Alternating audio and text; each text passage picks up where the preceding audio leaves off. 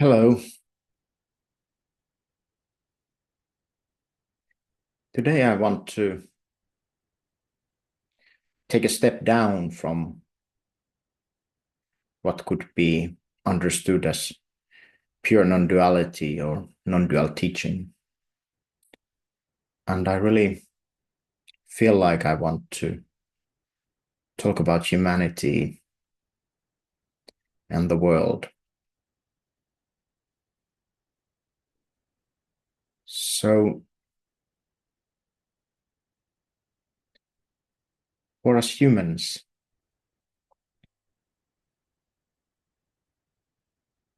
we've reached a point where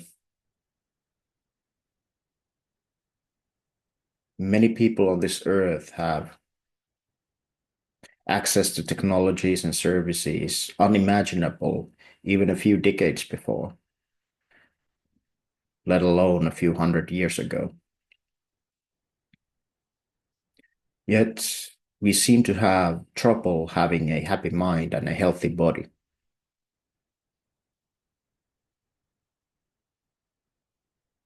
The power of science and scientific thinking seems to be very limited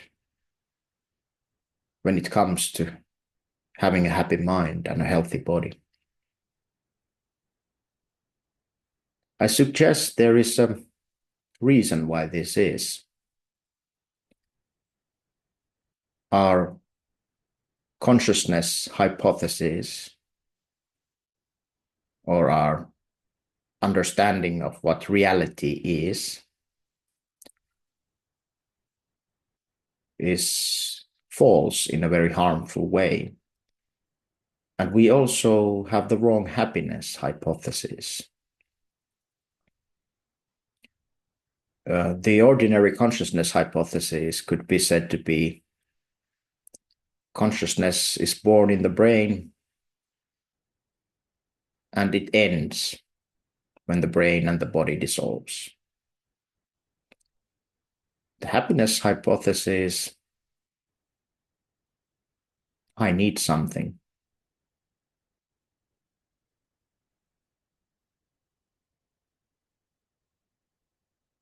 So let's first look at the happiness hypothesis. I need something. I need something to be happy. That is what we could call a desire or wanting. It could be a new job, a special relationships, a child, a healthy child, a successful child, protected family. I'm giving big examples on purpose. So there's always something that is needed for happiness. And it seems to be a reasonable conclusion that happiness is an intermittent experience. It comes and it goes. So I'm suggesting this is a false belief. Why happiness seems to coincide with getting a promotion or getting married or looking your child play is because in that moment we want nothing else. We are happy to just be right here, right now. So what's the difference here? So why is it different from believing that happiness comes from the external experience, like watching your child play, and to understanding that it only coincides watching your child play because at that moment you want nothing else? Well, it's very different because uh, in the first model, to be happy continuously, you need to get experiences continuously, different experiences that make you happy: sports, money, job, sex, whatever. And in the second model, you need to investigate your false beliefs. And this is the most important potential of transformation that humanity currently has. If we stop believing that fixing the brain or fixing the person will yield happiness, and instead we look into dissolving false beliefs, we made a turnaround for humanity and this civilization that will be, simply put, massive. All that effort, all those diagnoses, all that stuff, it has a relative usefulness. There are definitely situations where a clinical diagnosis is appropriate for mental health. But these should be the support role. The main player is understanding that happiness is already experienced at the background, and it is only our attachment to false beliefs that the happiness is covered up.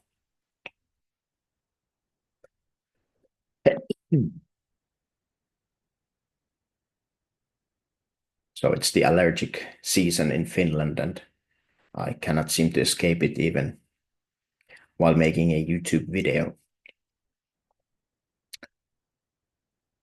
So, the happiness hypothesis, how does it link to the consciousness hypothesis and our understanding of the nature of reality? Well, I would suggest it is perhaps at first easier to see that your understanding of happiness is wrong.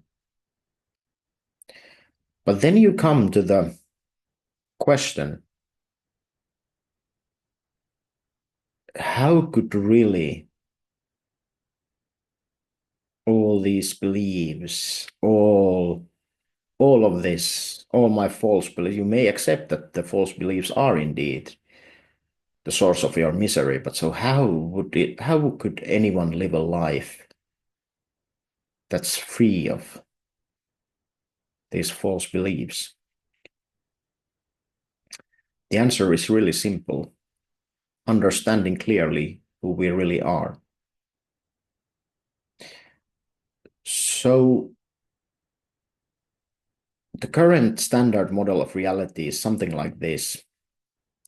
Everything consists of physical entities, and due to complex electrical and neurological, biological interactions, something like a mental universe is born.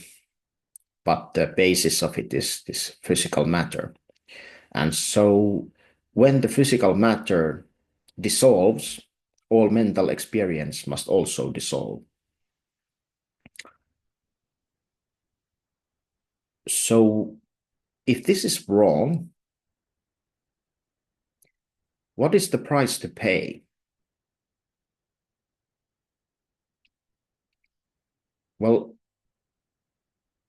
if there is nothing greater than the physical objects that we see, then nothing really has any meaning. The human word meaning is really just, a childish concept. The cold material universe has no meaning. Random stuff happening, galaxies form for no reason at all. That's really depressing. So it's not a wonder half the Earth is depressed.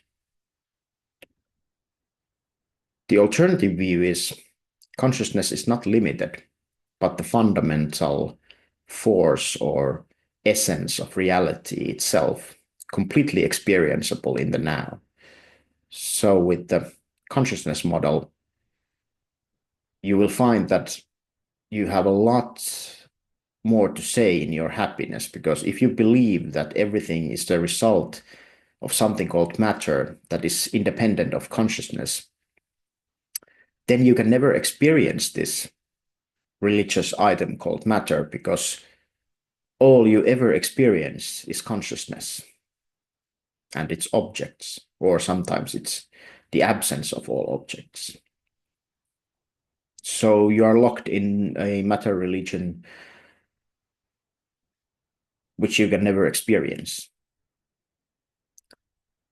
But the consciousness model says that there are no real separate entities. There are only different perspectives, viewpoints that the universal whole identifies with to look at itself, or something like that. I'm not really a big fan of any of those explanations. It doesn't really matter. What matters is that when we know ourselves, as consciousness, and when we feel into it, it has a sense of eternity, being unlimited, whole, not separate. And also, as a result, we find that happiness is the subtle fabric of this experience of ourselves in the moment. We are usually aware of this through a medium, like the example I used, looking your child play. That is like a symbol, an invitation. It says, return to your natural self. You and the world and reality is already whole, complete. It needs nothing.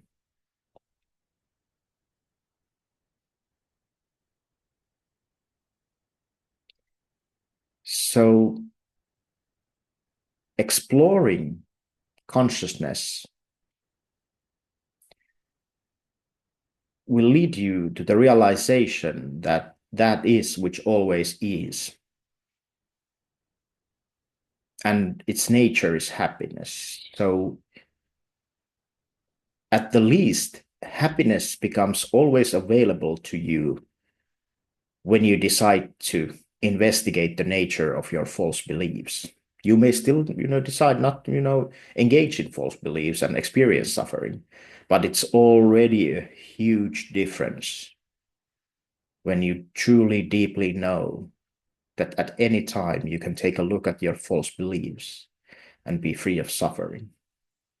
And in time, it may be so that the suffering doesn't really rise anymore, or at least does so very rarely. So this is how the happiness hypothesis and the consciousness hypothesis are linked. So this is pretty much the non-dual understanding. But what would be the vision for the world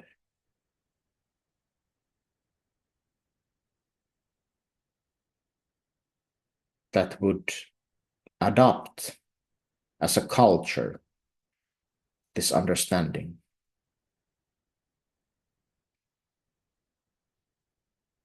So these are, of course, these opinions or thoughts of mine are influenced by my personality and experiences, but I see a real possibility for an era of Renaissance, a new golden age, where we take the best of what was perhaps the most beautiful era in Europe, when people had real connections in the community. Fish came from fishermen, vegetables from farmers. There were home doctors. home lawyer, family lawyers, family doctors, these necessary functions of the society were bonded together by friendship, by community, a sense of purpose. People had the time to enjoy good food with great friends. And sure enough, I also believe technology is an important part of that. We may participate in building technological innovations and structures, and we may do so from wherever we wish to be in the world.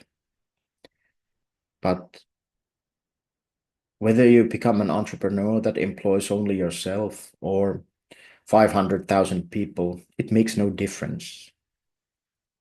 There is no happiness more to be gained there. Only if the intelligence of life guides you to be a CEO of a big company, for example, you'll do it because it's not really you in charge. It's what love, truth, love, and beauty want for you in this life.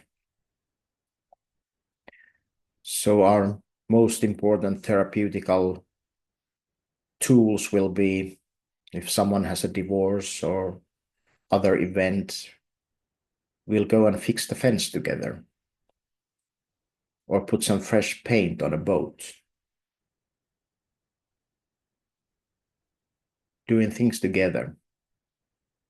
That's what our natural intelligence tells us.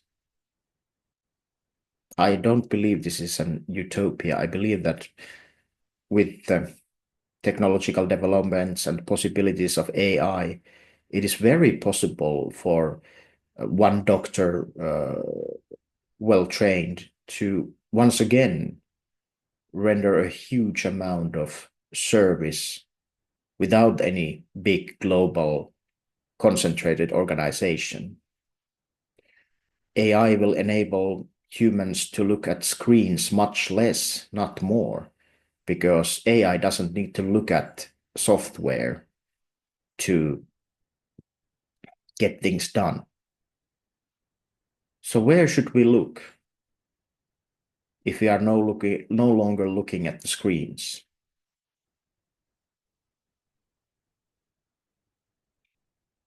I suggest into each other's eyes once more.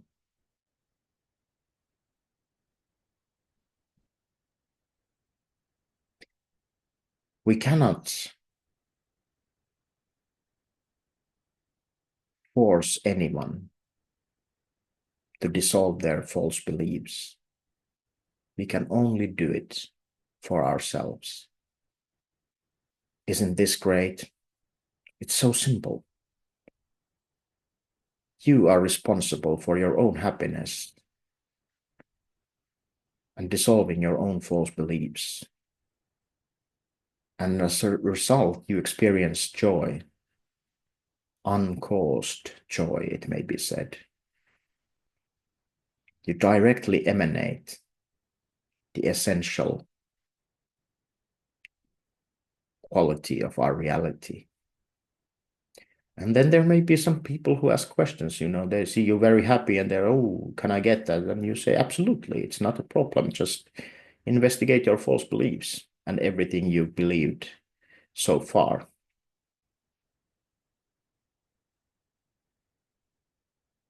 And then we are free to see what the total intelligence of life truly wants for humanity. And we can shape this life on this earth together.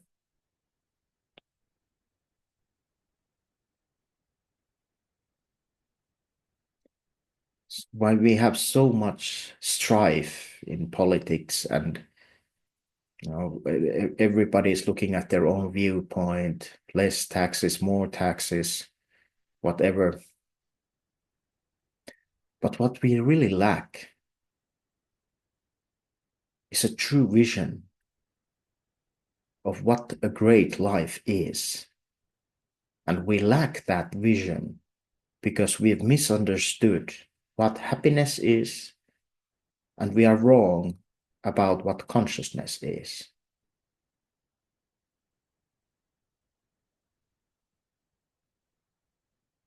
Once we take the remedy,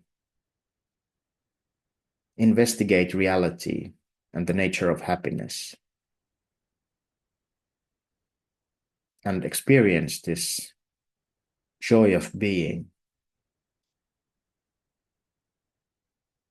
then we sing the melody of joy, celebration, and happiness. And it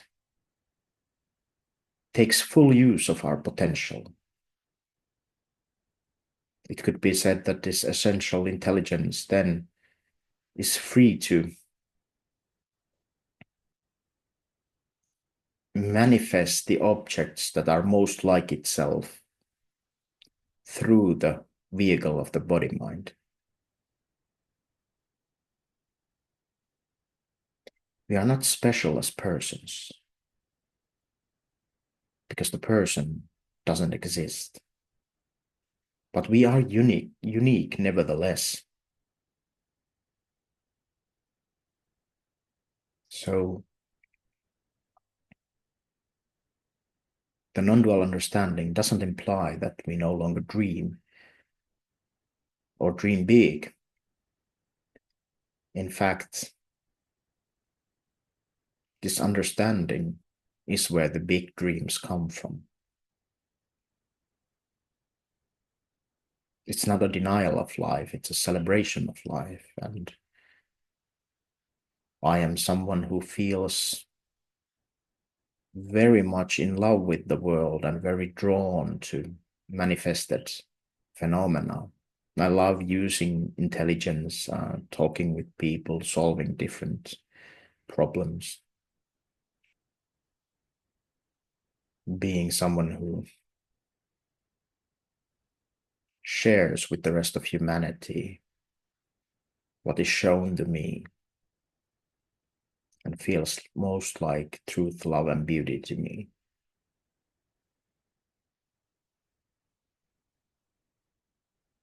I don't know what happens in the future. I don't know what happens after death. I don't know the purpose of the universe. But I do know how to be happy and how to let that deep joy and let it create and have the courage to follow that creation.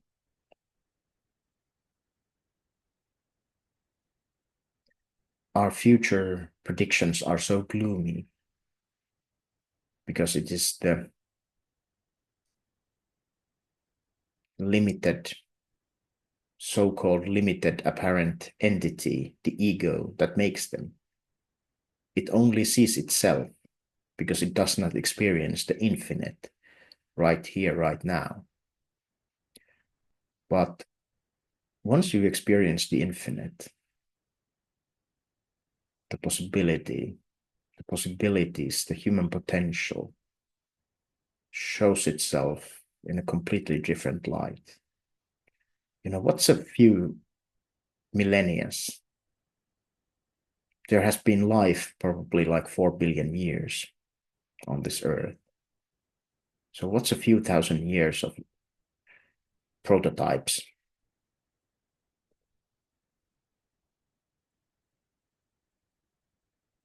Nothing, you know.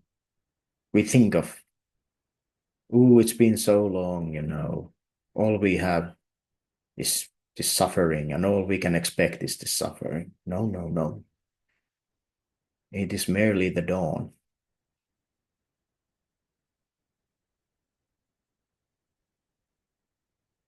Do you have the courage to investigate what you believe? I certainly don't think you should believe what I say.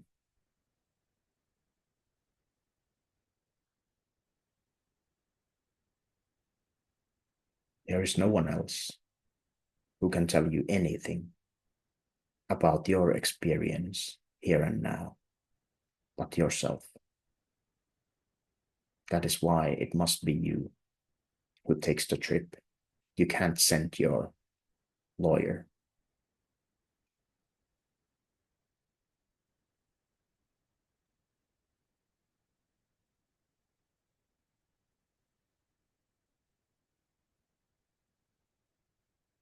It's not a depressing thought that all humanity's core beliefs are wrong. It happens, it's inevitable. It's nothing serious.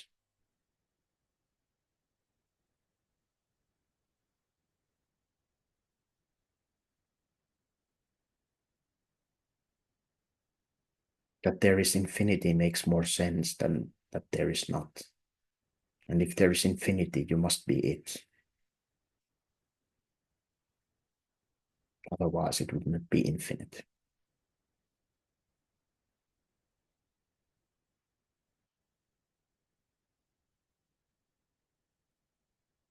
The investigation is fun. Yeah, of course, there will become layers of suffering that now control your life from behind the scenes. They become visible and experienceable, and there is. But would you rather be a slave of the unknown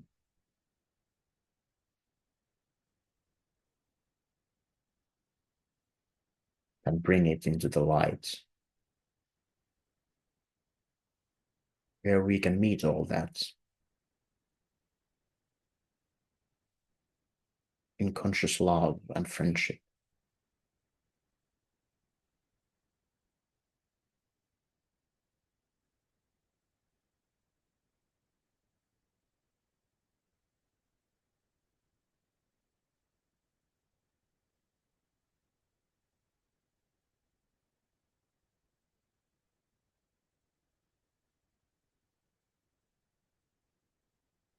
The way is always open.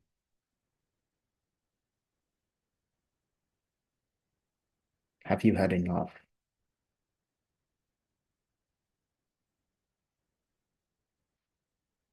Are you ready to take the journey into true joy and happiness and peace?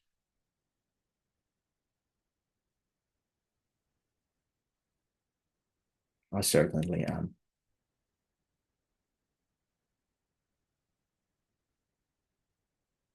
Let there be a renaissance.